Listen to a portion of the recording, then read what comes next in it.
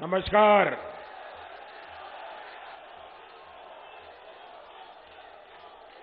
बस्ती,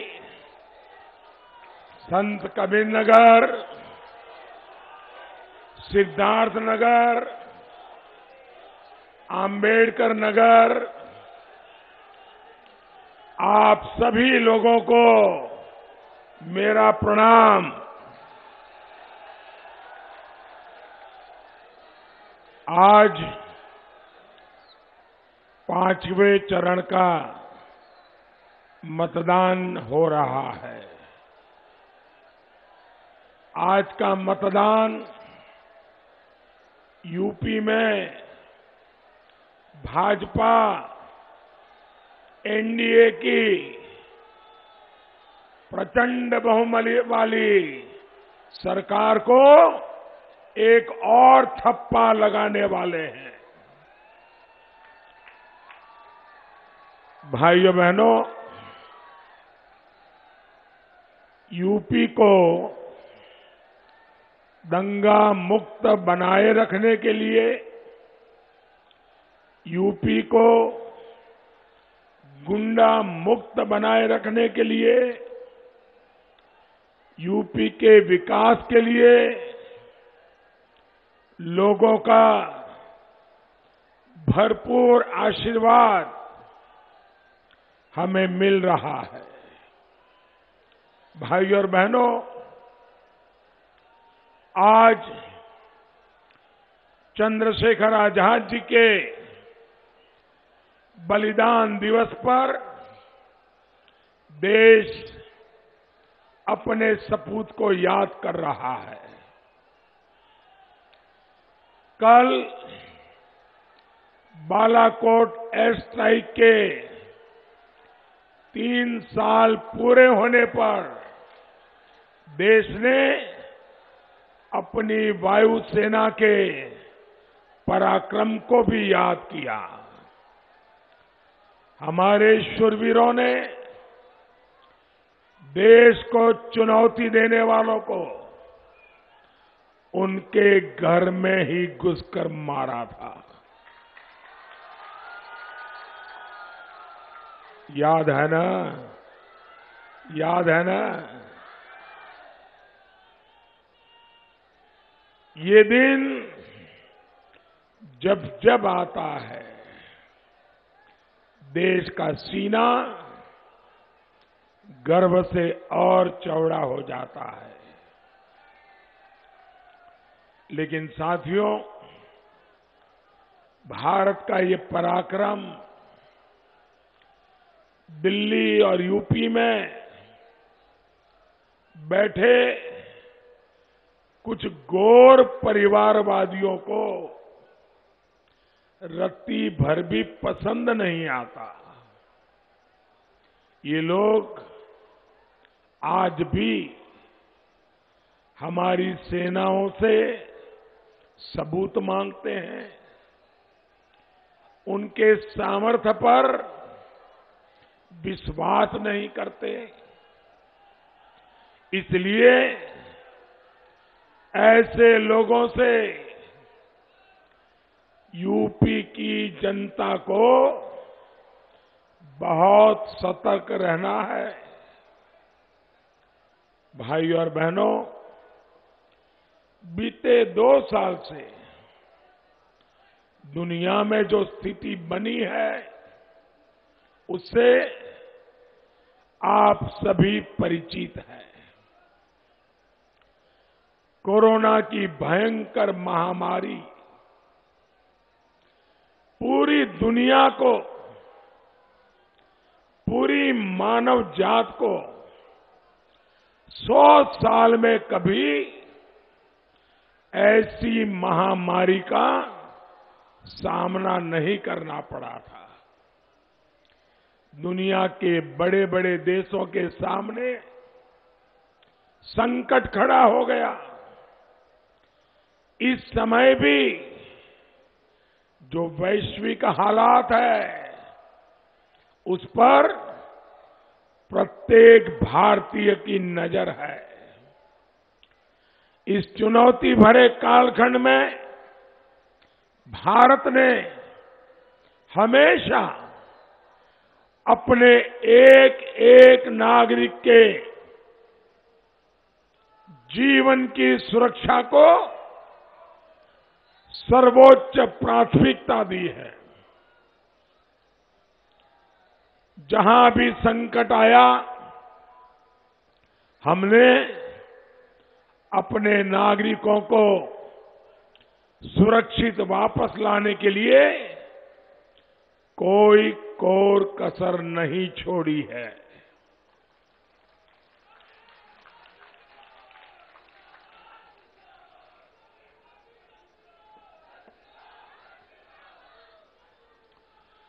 operation Ganga चलाकर हम Ukraine से भी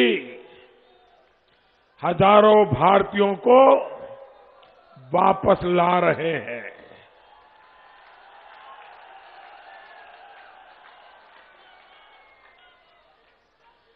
हमारे जो बेटा बेटी अभी भी वहां हैं, उनको पूरी सुरक्षा के साथ अपने घर पहुंचाने के लिए सरकार दिन रात काम कर रही है।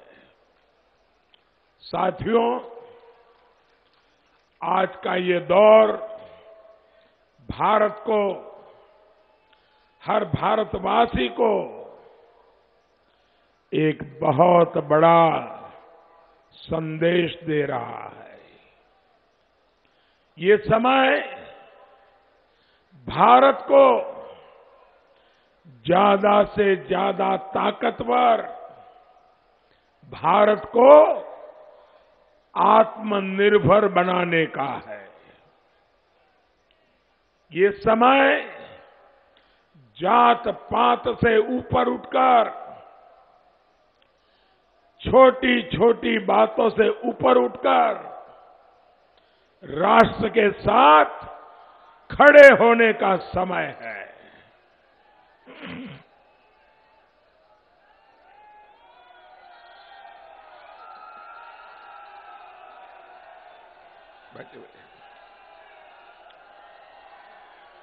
पत्रकार बंधु, आप हमारी मदद कीजिए भैया। आप आराम से, शाबाश। हाँ, और हाँ, ले लीजिए, ले लीजिए। अरे उनको वीडियो लेनी है, ले लीजिए भैया। शाबाश, वाह।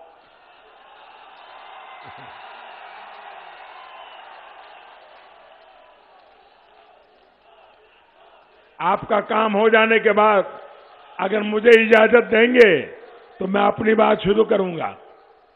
तो आप थोड़ा नीचे उतर जाइए कृपा करके, ताकि पीछे किसी को तकलीफ न हो। बहुत अच्छे दोस्तों मेरे, थैंक यू भैया, थैंक यू। नहीं, कुछ पत्रकार बहुत अच्छे होते हैं, बहुत मदद करते हैं जी। साथियों, हमें हर साल लगातार, हर हाल में अपनी सेनाओं को आधुनिक बनाते ही रहना होगा। देश को आत्मनिर्भर बनाने के लिए खुद को खपाना होगा। और ये काम गैर परिवारवादी,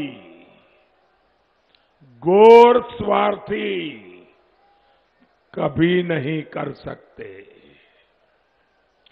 जिन लोगों का इतिहास रक्षा सौदों में कमीशन खाने का रहा हो, वो परिवारवादी कभी भी देश को मजबूत नहीं कर सकते। जो लोग देश की सेनाओं की जरूरत को हमेशा नजरअंदाज करते रहे, वो परिवारवादी देश को मजबूत नहीं कर सकते हैं।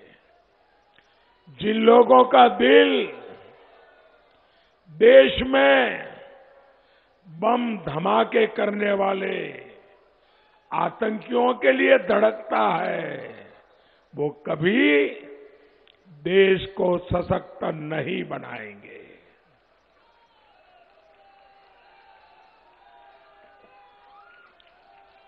भाई और बहनों, देश तभी ताकतवर होगा जब देश के राज्य ताकतवर होंगे, जब हमारा उत्तर प्रदेश ताकतवर होगा।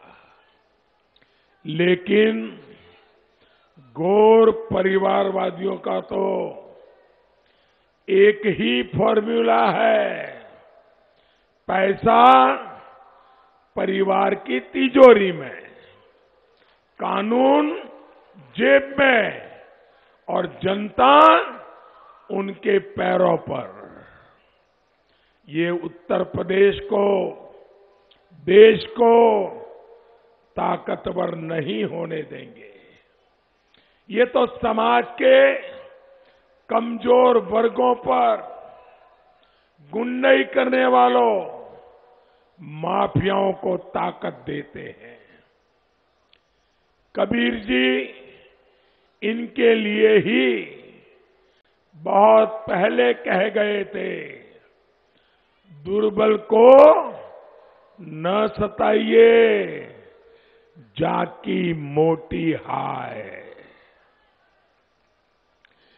गरीब की इसी हाय ने 2014 में इनको झटक दिया, 2017 में पटक दिया, 2019 में साफ कर दिया और अब 2022 में तो अब इनको अपनी ही सीट बचाने के लाले पड़ गए, लाले।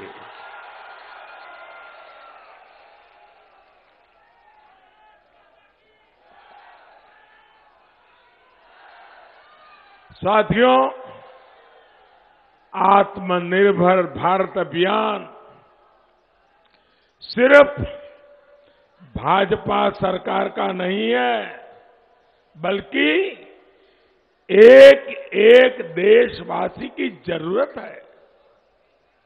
देश आत्मनिर्भर होगा तो नौजवानों, महिलाओं, किसानों, दलितों, पिछड़ों, शोषितों सभी को लाभ होगा। बहनों और भाइयों, पहले की सरकारों की जो नीतियां थी, उन्होंने विदेश से सामान मंगाने पर ही जोर दिया। इन लोगों को भारत का दूसरे देशों पर निर्भर बने रहना अच्छा लगता है। उन्हें एक ही बात नजर आती है, कौन सी पता है? उनको एक ही बात नजर आती है, कमीशन, कटकी। इसलिए ये लोग कभी आत्मनिर्भर भारत की बात भी नहीं करते हैं। राष्ट्रभक्ति और परिवार भक्ति में यही फर्क होता है। भाइयों और बहनों, इन घोर परिवारवादियों ने दशकों तक हमारी सेना को भी पूरी तरह विदेशों पर निर्भर रखा।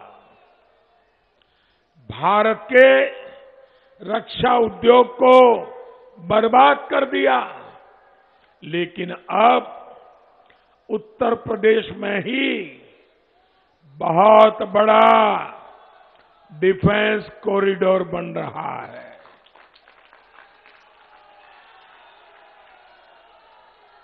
हमारे पास तेल के कुएं नहीं है, हम बहुत सारा कच्चा तेल बाहर से मंगाते हैं, लाखों करोड़ रुपए उस पर खर्च करते हैं। इन लोगों ने कभी ध्यान ही नहीं दिया कि गन्ने की मदद से, गन्ने से ज्यादा इथेनॉल भी बनाया जा सकता है, उसे पेट्रोल में मिक्स किया जा सकता है।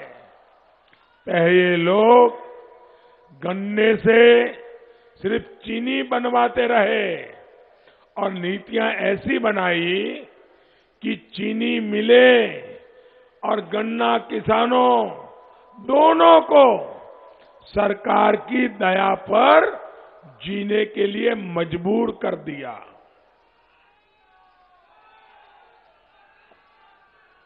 आज हमारी सरकार गन्ना किसानों के हितों को ध्यान में रखते हुए इथेनॉल प्लांट का बहुत बड़ा नेटवर्क तैयार कर रही है। यहां पिपराइच में जो डिस्टिलरी लगी है उसमें भी गन्ने से सैकड़ों लीटर इथेनॉल हर रोज बनेगा।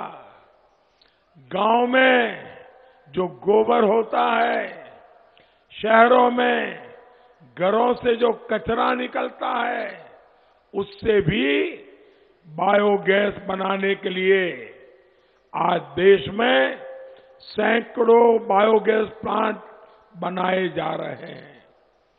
खाद्य तेल में आत्मनिर्भरता के लिए हमने हजारों करोड़ रुपए का मिशन शुरू किया है। इसके तहत सरकार किसानों को तिलहन की पैदावार बढ़ाने के लिए मदद दे रही है। यानी हर साल जो लाखों करोड़ रुपए हम विदेश भेजने के लिए मजबूर है, वो हमारे ही किसानों की जेब में जाएंगे। कमीशन के लिए जीने वाले परिवारवादी किसान हित और राष्ट्र हित के ऐसे कदम कभी नहीं उठा सकते। आप याद रखिएगा साथियों, ये किसी जाति के नहीं होते, ये किसी समाज के नहीं होते। इनके लिए अपना स्वार्थ सबसे बड़ा है। ये कितने स्वार्थी है आप देखिए। 2017 में किनको साथ लेकर के घूमते थे, 2019 में आते आते उनको छोड़ दिया, दूसरों का साथ लिया, फिर उनको छोड़ दिया, 2022 में नए साथी लेके आए। जो अपने साथियों को छोड़ देते हैं वो कभी आपका साथ करेंगे क्या? साथियों, ये गौर परिवारवादी जब सरकार में थे तो इन लोगों ने कैसे यूपी को लूटा है, इसका एक और उदाहरण मैं आपको देना चाहता हूं।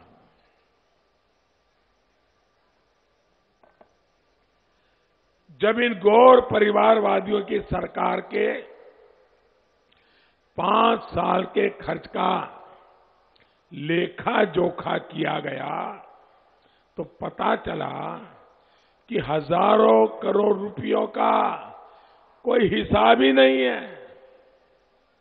रातों रात फर्जी कंपनियां बनाकर उन्हें सरकारी ठेके तो दे दिए गए, लेकिन वो पैसा खर्च कहां हुआ इसका कभी हिसाब नहीं दिया गया।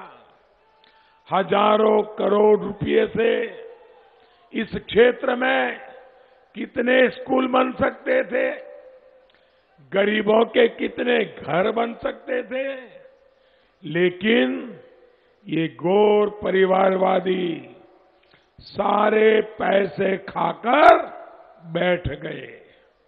साथियों, बस्ती समेत ये पूरा क्षेत्र जो कभी अपनी फैक्ट्रियां, मिलों के लिए जाना जाता था, उन पर ताले किसने लगाए भाई बहन?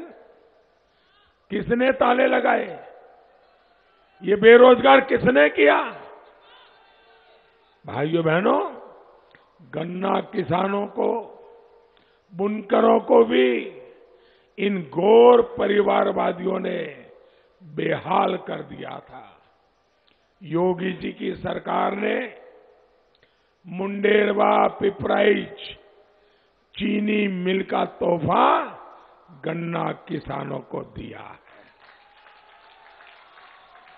एक जनपद एक उत्पाद जैसी योजनाओं के माध्यम से यहां के बुनकरों, यहां के कारीगरों को भाजपा सरकार नया विश्वास दे रही है।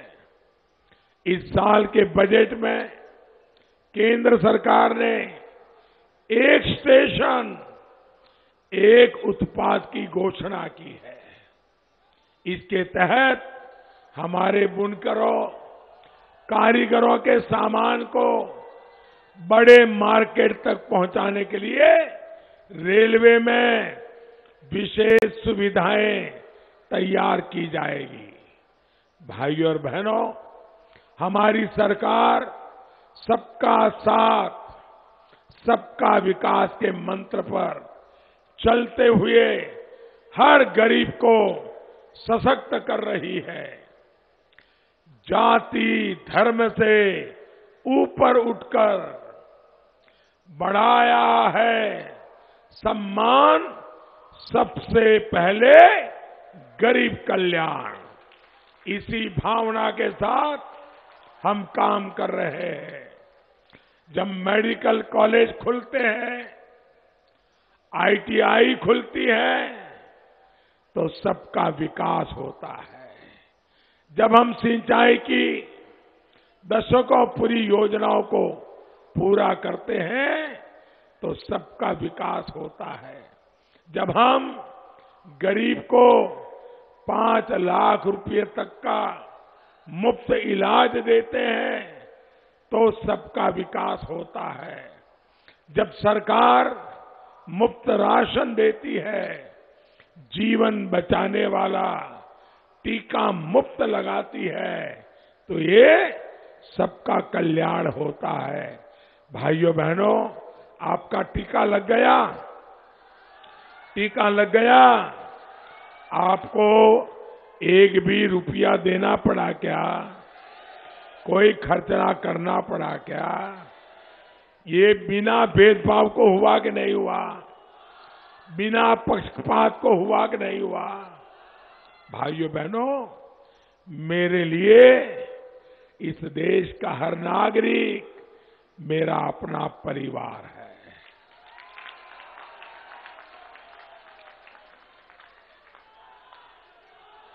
और इसीलिए बिना किसी भेदभाव, बिना पक्षपात सरकार गरीब को पक्की छत देती है, तो ये सबका विकास ही है।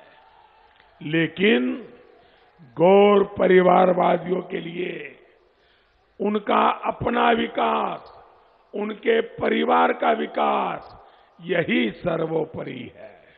इसलिए ये गरीब के हित में बनाई गई इन योजनाओं के खिलाफ है। ऐसे लोगों को सत्ता से हमेशा दूर रखना है। इसलिए आपको एकजुट होकर भाजपा, निषाद पार्टी और अपना दल के उम्मीदवारों के लिए भारी मतदान करना है। आपका हर एक वोट उत्तर प्रदेश को मजबूत बनाएगा। देश को नई ताकत देगा। याद रखिए, पहले मतदान, फिर बाकी काम। भाइयों बहनों, मेरा एक काम करेंगे आप लोग?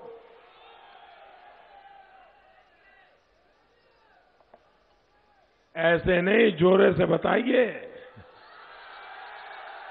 माताएं बहनें मेरा काम करेगी, नौजवान मेरा काम करेंगे, सारे किसान भाई मेरा काम करेंगे, पक्का करेंगे। तो देखिए, 3 तारीख के पहले हर एक के घर जाइए और उनको कहिए, मोदी जी ने आपको प्रणाम भेजा है। ये काम करेंगे। हर एक के घर में मेरा प्रणाम पहुंचना चाहिए, मेरा नमस्ते पहुंचना चाहिए। पहुंचेगा ना? आप घर घर जाकर एनडीए को जिताने के लिए समझाएंगे, भाजपा को जिताने के लिए समझाएंगे, निषाद पार्टी को जिताने के लिए समझाएंगे, अपना दल को जिताने के लिए समझाएंगे। भाइयों बहनों, भारी मतदान करवाइए, सबको एनडीए के साथियों को जिताइए। मेरे साथ बोलिए, भारत माता की, भारत माता की। सभी उम्मीदवारों से मेरा आग्रह है, आ जाइए।